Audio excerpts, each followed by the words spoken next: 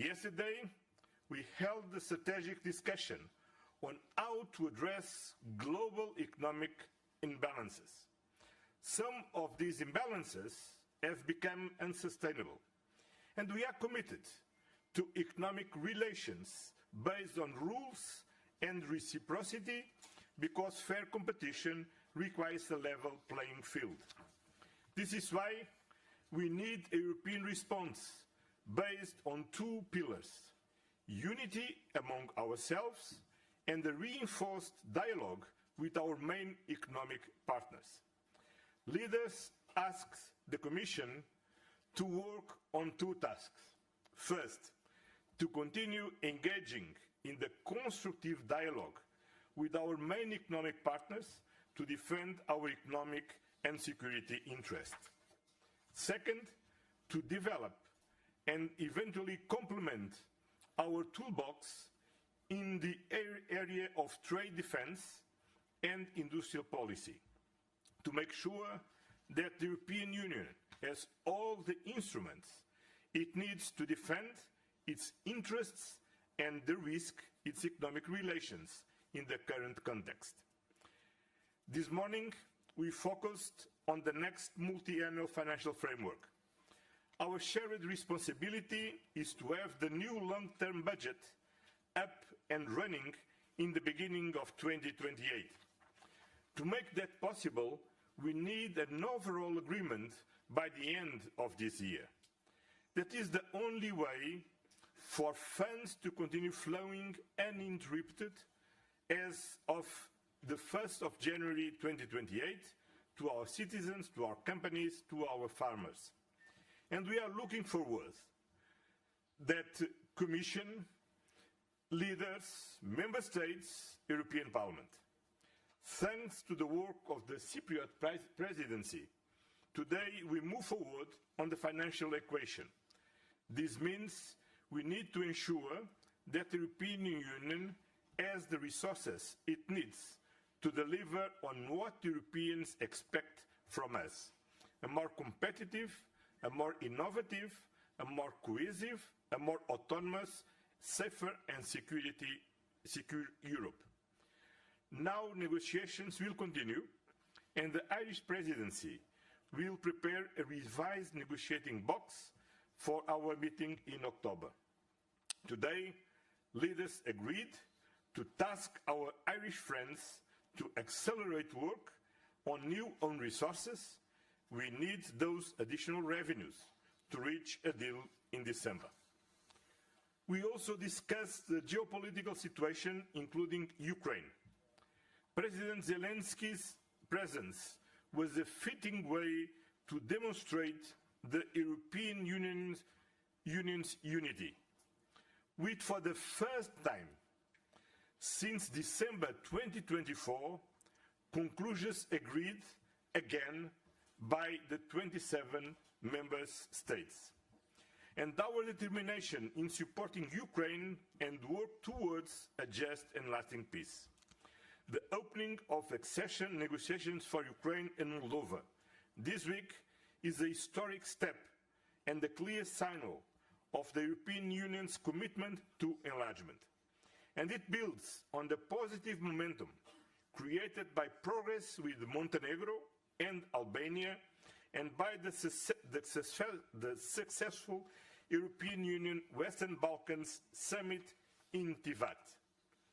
We also review today developments in the Middle East, including Iran and the broader region. The signing of the initial agreement between Washington and Tehran marks a significant breakthrough. This agreement should lead to the reopening of the Strait of Hormuz, and we hope it will pave the way for lasting peace, regional stability, and full effective respect for Lebanon's sovereignty. We must not forget the dramatic humanitarian situation in Gaza and the deteriorating conditions in the West Bank. And I welcome the Commission's intention to present options before the next meeting of Foreign Affairs Ministers. Before concluding, we also addressed the fight against illicit drugs. This directly affects the health, safety and security of our citizens. That's why this fight must be pursued at all levels: local, national, European and international. The European Union is stepping up actions through stronger cooperation, targeted measures and partnerships with third countries. Thank you very much. Thank you. President von der Leyen, you have the floor. Good afternoon. Thank you very much. We had a very productive UCO, so let me jump right in. First on Ukraine. We start with good news. The tide is turning. Antonio and I congratulated President Zelensky on the opening of the first cluster. This is a major milestone. Now our goal is to open more clusters before the summer. And we also agreed on the rollover of the Russian sanctions, and importantly, this time for 12 months, no more for 6 months. And this too sends a very strong message. And we continue our work to finalize the 21st package of sanctions. These are hard-biting sanctions that will keep the pressure on Russia. And at the same time, we have to prepare when negotiations start. Second, on the Middle East, the interim agreement between the United States and Iran is a breakthrough and an important opportunity to ensure freedom of navigation toll-free in the Strait of Hormuz, to ensure that Iran never has nuclear weapons, to address concerns related to the ballistic programs and regional activities, and ultimately to advance peace and security across the region. This crisis has underscored an important lesson. We must not allow the global economy to be held hostage. We need to develop other routes and corridors, for example, in that region, the IMEC. And for that, we will deepen our engagement with our partners in the Gulf and beyond. And this will be a topic that will be discussed the next time we meet the Gulf countries. Finally, what is happening in Lebanon is deeply concerning. A stable and peaceful Middle East also requires a stable and sovereign Lebanon. We support the Lebanese leadership's effort to achieve the disarmament of Hezbollah. At the same time, it is important that Israel respects both the sovereignty and the territorial integrity of Lebanon. Now to my third point. We had very good discussions at G7 earlier this week, and now also last night we had a very productive discussion on the structural overcapacities and the impact on global imbalances. And let me bring it back to Europe with some figures concerning main economic partners. Over the last 5 years, imports, for example, from China into the European Union have increased by 45%. Last year, the European Union recorded its largest ever trade deficit with China, 360 billion euros. That is a deficit of 1 billion euros per day. And for the first time, all member states had a trade deficit. This is not just about cheap imports. We see overcapacities that erode our own manufacturing base. And this is simply not sustainable. We know very well that we must do our homework first to boost our own competitiveness, but we also have to address the global imbalances.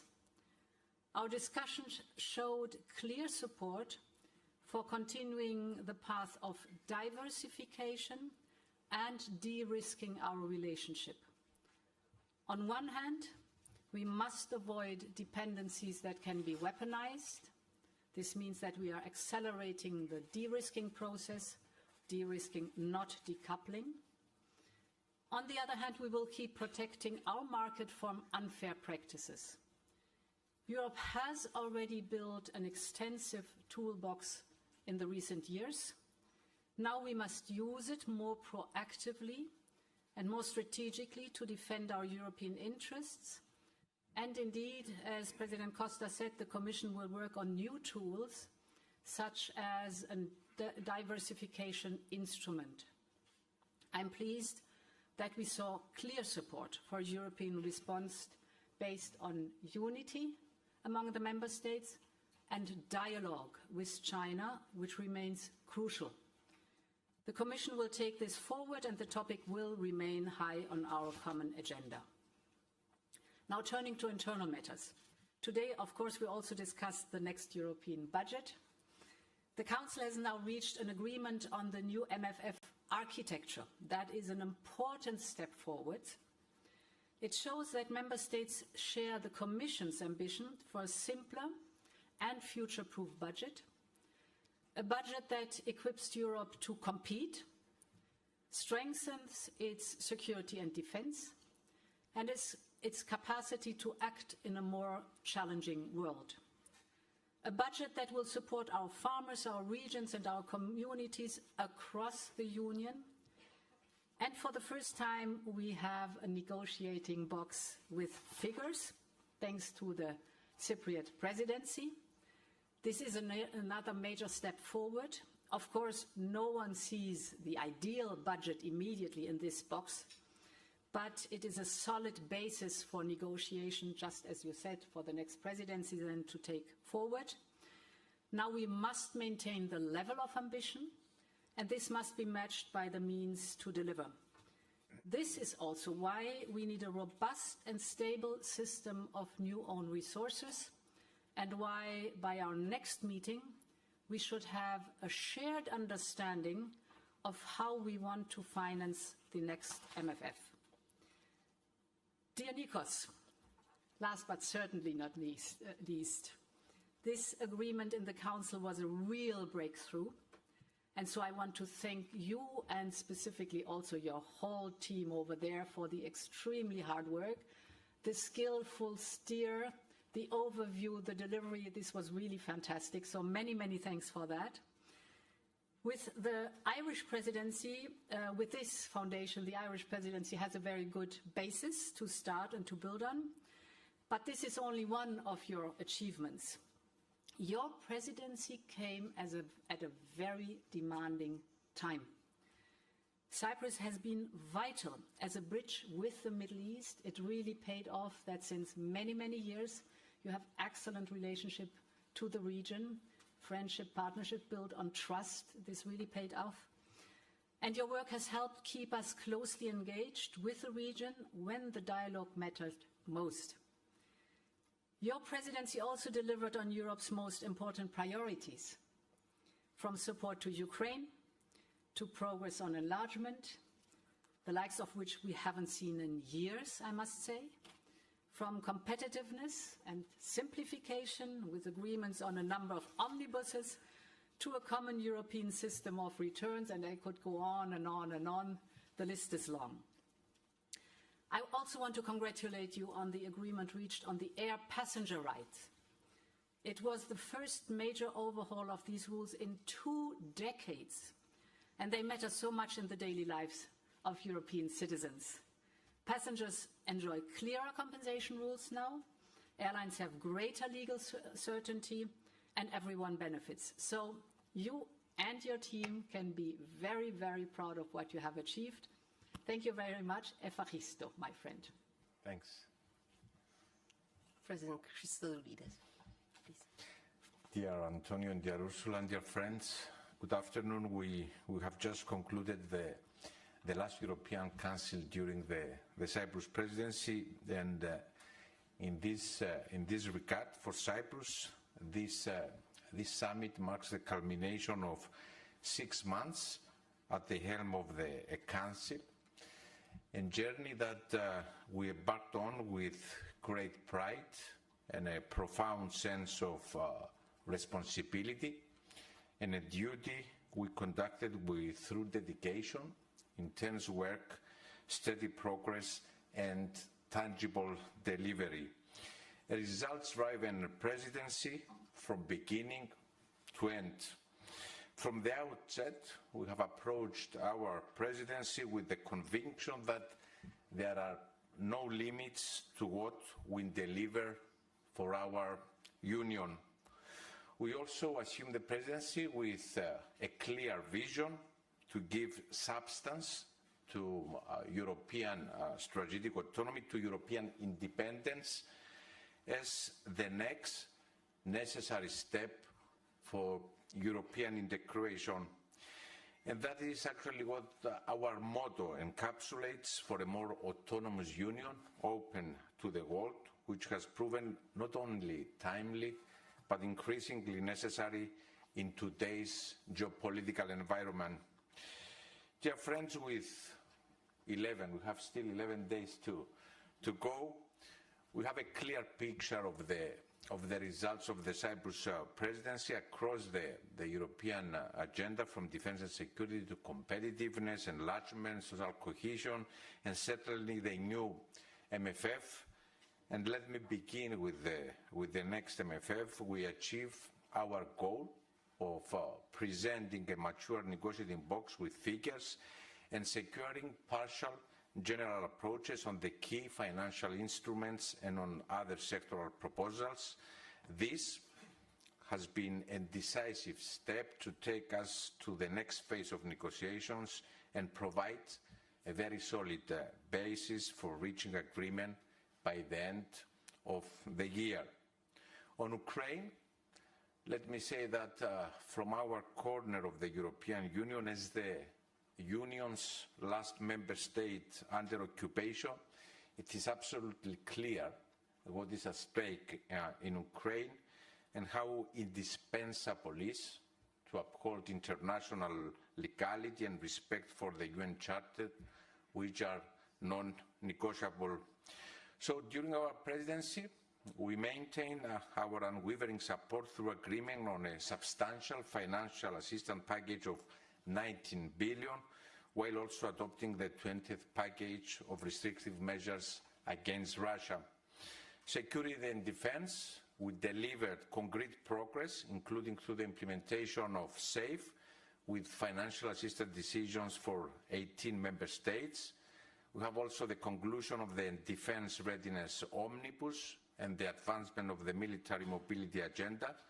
2 days ago, we agreed on the Council's mandate on the military mobility package, and of course, we initiated during our presidency discussions which are now progressing on multiple levels on giving substance, giving flesh and bone to the mutual assistance clause of Article 42.7 for more European independence.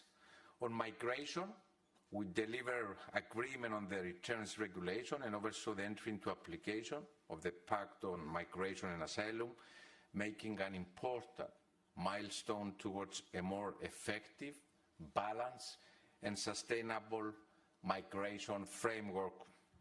Enlargement was a strategic priority for our presidency.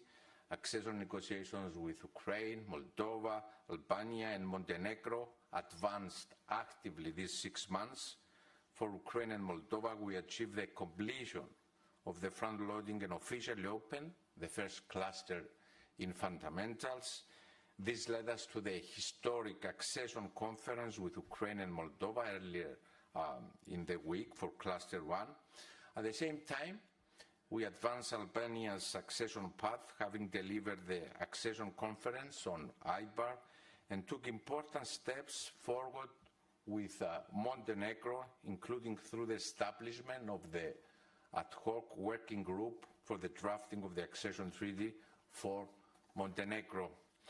On the Middle East, as the President of the Commission very correctly mentioned, a vital region and neighborhood of the European Union, Cyprus has worked to keep engagement and cooperation with the countries of the region high on the European agenda.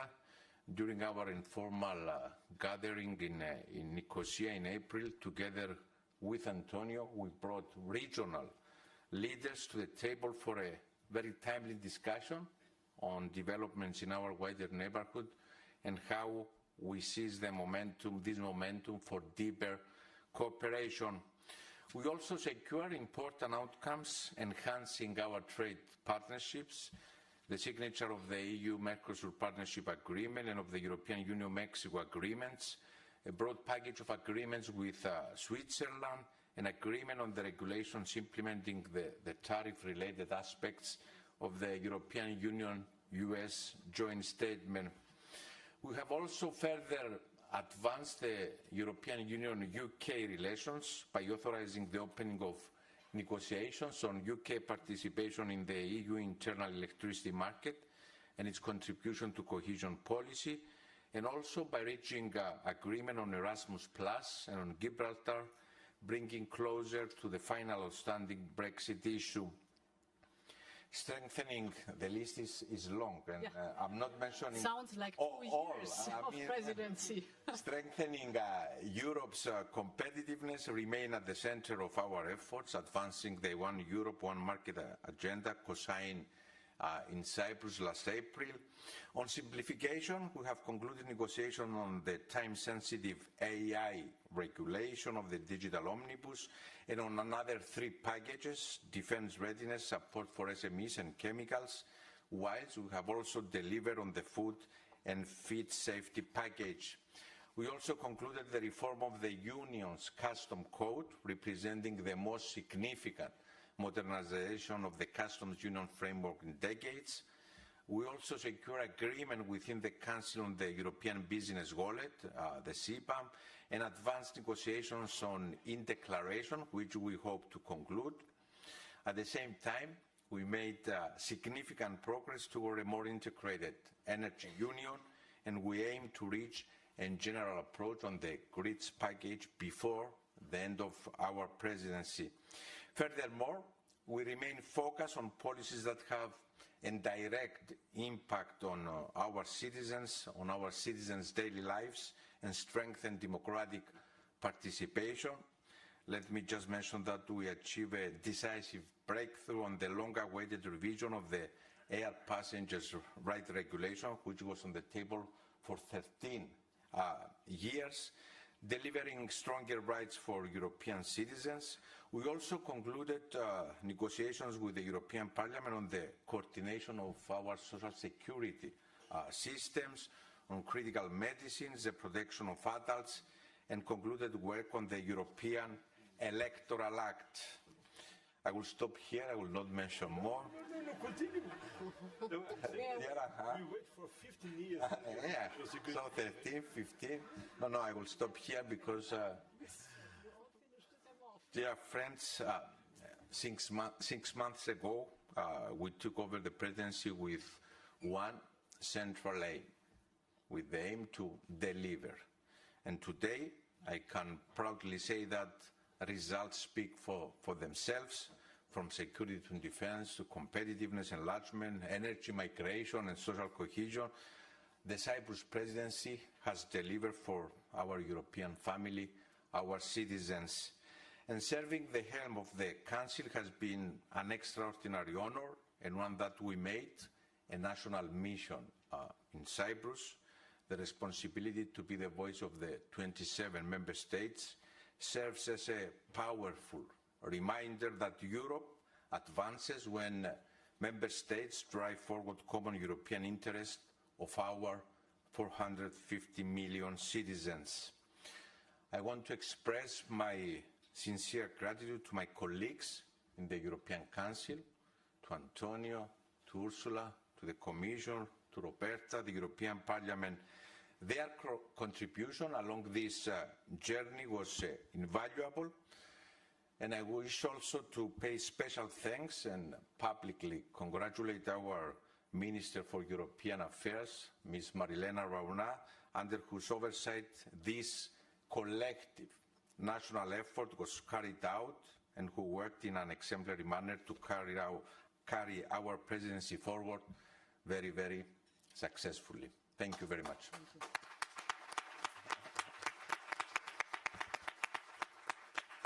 Thank you very much.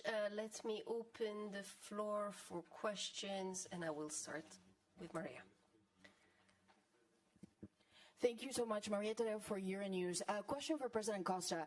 In your mandate, you have made being unanimous and being together the 27 a central theme, but when you instructed your most senior member of your cabinet to test whether or not there was a channel of communication possible with Russia, not all member states knew it. what was your political instinct? Why did you believe this was the right time, and what signals were you reading to do it now? And for the President of the Commission, as I understand, yesterday you told the leaders that they have to be prepared and consider a mandate, and a mandate may have to be established, provided that Ukraine is okay with it, to talk to Russia. Can you confirm that? And would you say it is the right time, and therefore you back the efforts of President Costa? Thank you. Well, thank you very much for your question. We had a very good and discussion, very useful, to clarify misunderstandings. First of all, the European Union is not, and we do not intend to be mediators. The European Union is on Ukraine's side. We have been with Ukraine through the war, and we will be with Ukraine after the war. Second, what is clear also is, unfortunately, that we don't have credible signs from Russia that Russia wants to engage in serious negotiations for the time being. What I'm doing through my office is to establish a diplomatic channel, because we cannot depend only on others to interpret Russian messages, and we must be able to convey directly to Russia our own messages. Third, to be very clear, I see no contradiction nor competition between different actors and formats. They are complementary. Only Ukraine can negotiate on behalf of Ukraine. For sure, the coalition of the willing and its leaders will also need to have a role in what concerns security guarantees. But in what concerns the European Union's interests, they will need to be defended by the European Union institutions in accordance with the treaties. And as you know, Ursula and I always work as a team. Yes, Ukraine wants peace and Europe wants peace. The only one consistently choosing violence is Russia. Our entire continent is at risk. And this is why Europe must be one of the architects of a just and lasting peace. Ukraine is in the driver's seat. We, as European Union, stand by Ukraine. And sooner or later, Russia will have to come to the negotiation table, notably through the pressure of our sanctions. And when that moment comes, we need a united European message to President Putin. President Costa and I will continue working closely with President Zelensky to achieve this urgent goal. President Costa represents the 27 member states. The instruments for example, energy, immobilized assets, sanctions, defense industry, and others are with the Commission. And I can only confirm that from day one on, we have been excellently working together, and this will continue. Thank you. Evie?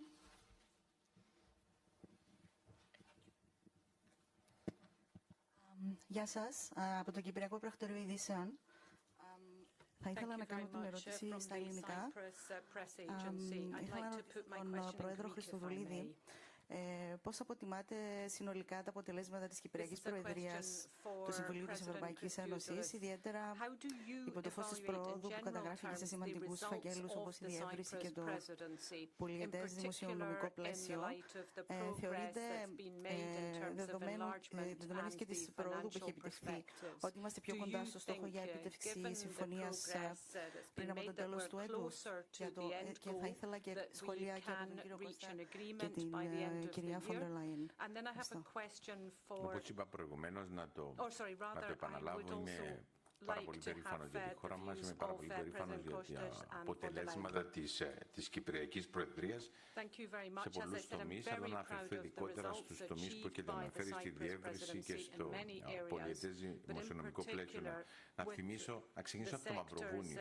Ήταν η πρώτη χώρα που επισκέφθηκα μέσα στο πλαίσιο της προετοιμασίας ανάληψης της Προεδρίας του Συμβουλίου της Ευρωπαϊκής Ένωσης και πετύχαμε 3 διακυβερνητικές διασκέψεις, καταρχήν κλείσιμο 4 κεφαλαίων και σύσταση, έχει ιδιαίτερη σημασία αυτό, σύσταση της ad hoc ομάδας εργασίας για τη συνθήκη προσχώρησης, η οποία αυτή η ομάδα ήταν η πρώτη που έγινε στην Ευρωπαϊκή Ένωση μετά από 16 χρόνια.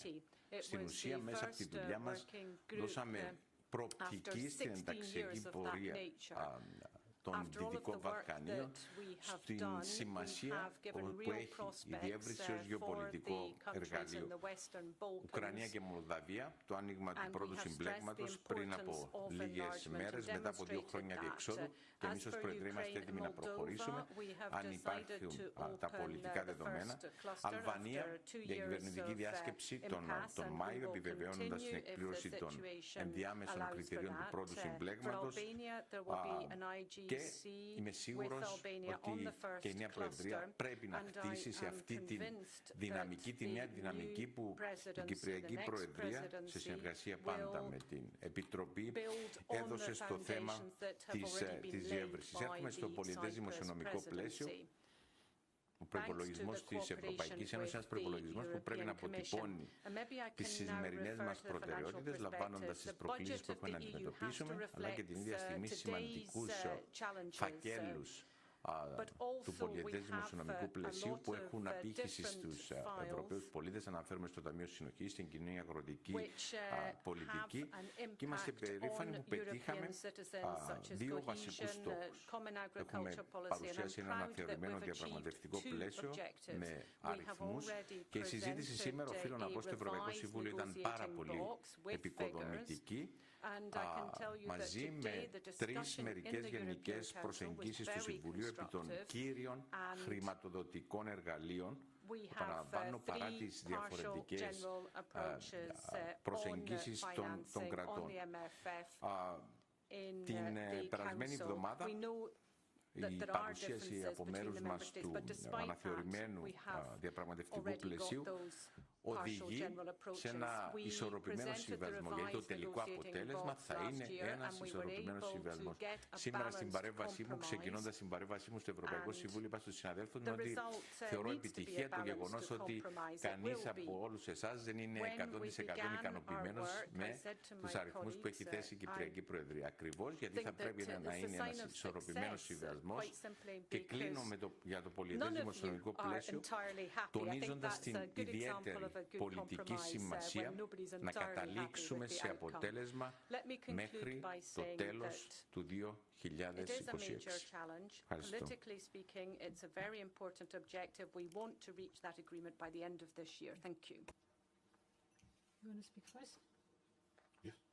Okay. Okay. Did I get it right? You wanted also a comment on that? Yeah. To enlargement and to the budget. Okay. Yes. This was a very successful presidency. And also in view of enlargement, this was a very successful presidency. You just heard the President describe the progress. I think what made it so successful was the excellent negotiations, the encouragement for the candidate countries to do the necessary reforms, but then the reward also of opening clusters or chapters or even closing chapters again. So there is a clear message out there. The finish line is in sight for some of them, and this is of course enormously motivating for all the candidate countries, and that the merits get rewarded. And what the budget is concerned, I'm very grateful that we made a huge step forward with the partial general agreement. That means the architecture is now agreed by all 27. That's very important, because you recall we had discussions about the modernizing of the architecture, the national and regional partnership plans, the competitiveness fund, the Global Europe Fund. It's a completely new and modern architecture. And this has now been agreed by all 27, so this is very important and a big step forward, and that gave us the possibility that the presidency presented the figures. And indeed, I think the debate went much better than I had expected. Very concrete, very clear, the comments of the different leaders, so that for us and the next presidency, there's a good food for thought on how to try to put the puzzle together so that it fits for everybody. Well, I would like also to congratulate the Cypriot presidency. It was an excellent presidency. President Christodoulidis presented yet a very long report, and they don't say everything. But concretely on enlargement, the main problem of the success of the Cypriot presidents, as we do with the enlargement, we need to wait more or less for 17 years to have a new Cypriot presidency. But it's a good sign of success, not only by this historic moment with Moldova and Ukraine, but also because we are moving very fast with Montenegro, and it's credible to believe that it's possible to close all the negotiations by the end of this year. We are moving forward very well with Albania. It's possible to finish the negotiations by the end of 2027, and with all the other partners we are moving forward. This is very important. And what the Cypriot presidents achieve regarding the budget, to be very clear, it was the most difficult step and the most important step. Because when we talk about the architecture, what we are talking is about what will be the next budget of the European Union. And it will be a completely different budget, a really modernized budget. Of course, keeping our identitary policies like cohesion or agriculture, but investing more and more on competitiveness, investing more and more in research and development, in investment and development on our industry to create better and quality jobs. This is the huge movement of this budget. More investment on competitiveness and more investment on security and defense. And this is already achieved. Now we need just to discuss figures. It's important, but the most important is in what we will expend our money. And this is already decided. And thank you very much, Nikos, for your work. Thank you. Next question, Kim. Kim McCrail from the Wall Street Journal. This is a question on China. President Costa, you said there was agreement for the Commission to develop and eventually complement the trade defense toolbox. When is eventually? And for President von der Leyen, how can you make sure that a new diversification instrument doesn't sit on the sidelines and not get used, much like the anti-coercion instrument? And what opportunity do you see for using existing trade defense tools more proactively? Thanks. No, it's simple. As you know, our strategy is clear. De-risking, not decoupling. We want to engage on dialogue, but we need to address the challenge that we are facing. 1 billion trade deficit per day is simple and sustainable. And we cannot continue to raise this issue without any concrete results. And until now, unfortunately, China didn't deliver. That's the reason because the leaders asked the Commission to look at our toolbox and to see what we can do immediately and what we need to do to develop our toolbox. It's what we asked the Commission. Yeah. Basically, the new instrument, if I want to give him two features, it's country agnostic, that's very important, but it's in general a instrument that supports companies to de-risk faster. What we see is that the de-risking in the business sector has been far too slow over the years.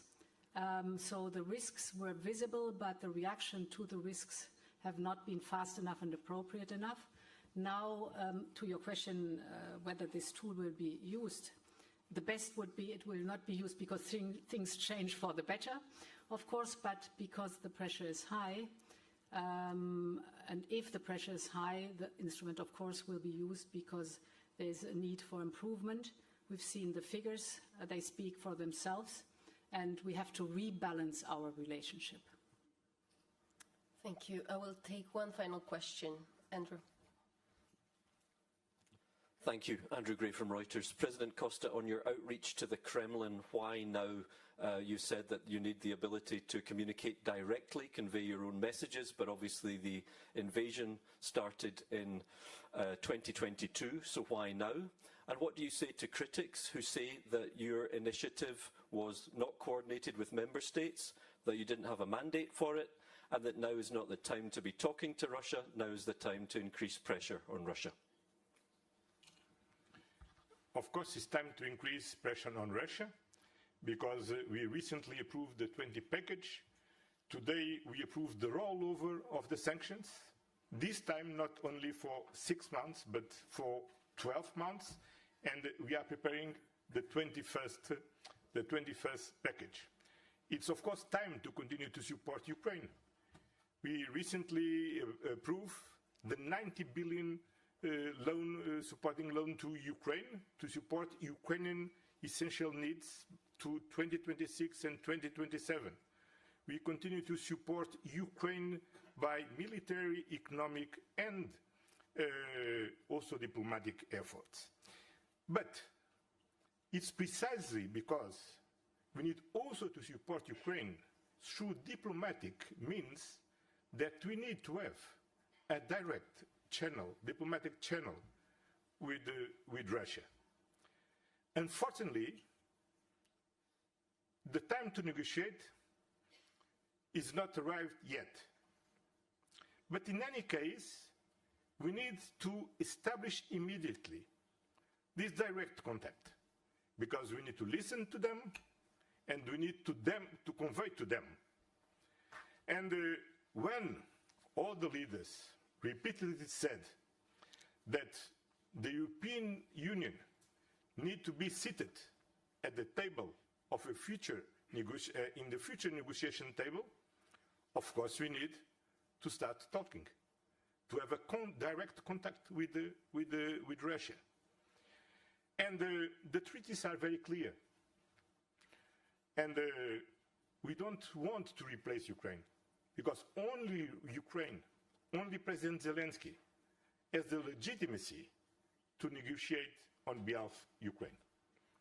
Of course, we don't compete with the member states, with the coalition of the willing, because when it comes to security guarantees, of course, who have military forces need to intervene in negotiations, for sure. But in any case, the European Union has concrete interest in our own security, in the security of our member states. There are a lot of decisions that we take, and the President von der Leyen recalled here, sanctions, frozen assets, different things, and only the EU institutions can talk on behalf of the European Union. And the treaties are very clear. And as the very beginning of my tenure, all the European institutions work together as a team.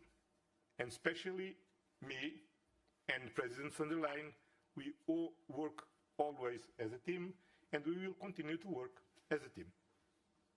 So, my friend, now... Thank you very much. That's it for today. Handshake. Handshake.